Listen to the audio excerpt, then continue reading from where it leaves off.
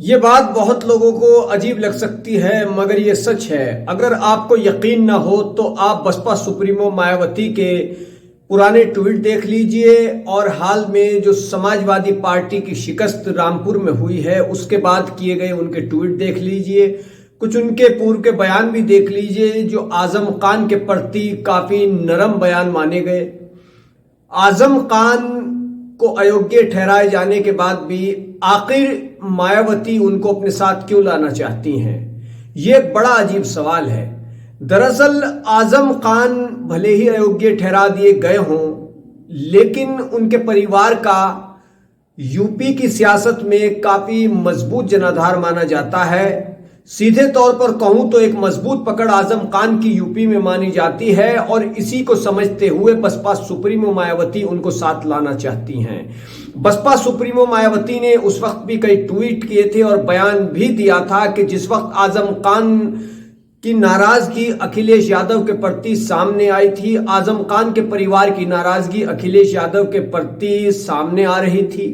अखिलेश यादव के प्रति जो नाराजगी थी आजम खान के परिवार में, वो उन्होंने खुले तौर पर तो उसका इजहार नहीं किया था, लेकिन ये साफ तौर पर नजर आ रहा था कि जिस तरीके से अखिलेश यादव का रवैया आजम खान के प्रति रहा है वो काफी अफसोसनाक रहा था।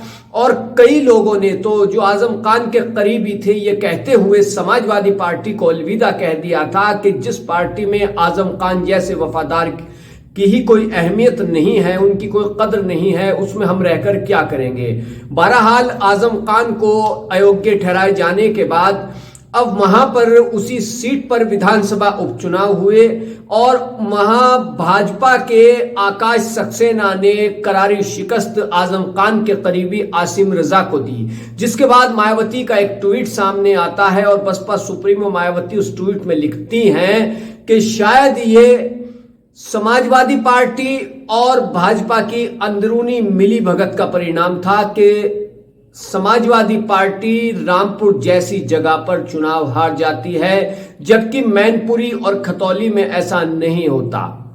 तो इससे साफ है कि मायावती का जो नजरिया है, बसपा सुप्रीमो मायावती का जो नजरिया है, वो इमरान मसूद के बाद मजबूत मुस्लिम लीडर आजम खान को साथ लाने का भी है। दरअसल निकाय चुनाव पे मत जाइए, निकाय चुनाव से लेकर के 2024 में होने वाले लोकसभा चुनाव तक पर बसपा सुप्रीमो की नजर है और इसी के चलते उन्होंने सहारनपुर के जनाधार वाले नेता माने जाने वाले इमरान मसूद को भी बड़ी जिम्मेदारी उसी वक्त दी थी जिस वक्त वो पार्टी में शामिल हुए थे। बहुत ही गर्मजोशी के साथ इमरान मसूद को बहुजन समाज पार्टी में शामिल किया गया था और खुद बसपा सुप्रीमो मायावती ने उनके सर पर हाथ रखकर आशीर्वाद दिया था। उसके बाद काफी जगह की उनको जिम्मेदारी दी गई है। इमरान मसूद उस जिम्मेदारी को बखूबी निभाने में जुटे हुए हैं। हालांकि ये जो जिम्मेदारी इमरान मसूद को बसपा सुप्रीमो की ओर से मिली हुई है, ये कितनी कामयाब रहती है ये तो निकाय चुनाव के नतीजे ही बताएंगे। आजम खान के बारे में जहां तक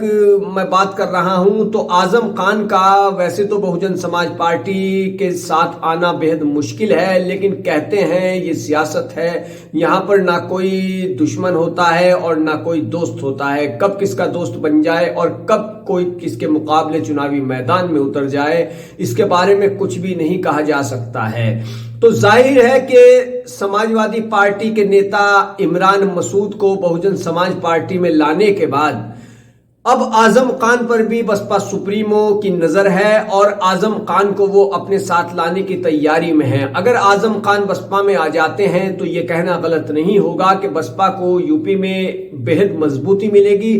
हालांकि बसपा सुप्रीमो के जो ट्वीट हैं, जो उनका नजरिया आजम खान के प्रति है, वो उसमें कितना कामयाब रहती हैं इसके बारे में कुछ भी कहना फिलहाल जल्दबाजी होगी। लेकिन आजम खान को समाजवादी पार्टी छोड़कर बहुजन समाज पार्टी में लाने की पूरी तैयारियां हो रही हैं। हालांकि MIM जैसी पार्टी जिसके नेता असदुद्दीन ओवैसी हैं, वो भी आजम खान पर किसी ना किसी तरह से डोरे डालते रहे हैं और अब रामपुर उपचुनाव में समाजवादी पार्टी के आसिम रजा जो आजम खान के करीबी लोगों में शुमार होते हैं, उनकी शिकस्त के बाद MIM ने भी अपनी कोशिशें तेज कर दी हैं। तो ऐसे में आजम खान का क्या सियासी रुख रहता है, क्या अगला कदम रहता है, ये भी देखने वाली बात होगी। तो कीजिए हमारे चैनल को सब्सक्राइब, वीडियो को शेयर कीजिए। धन्यवाद।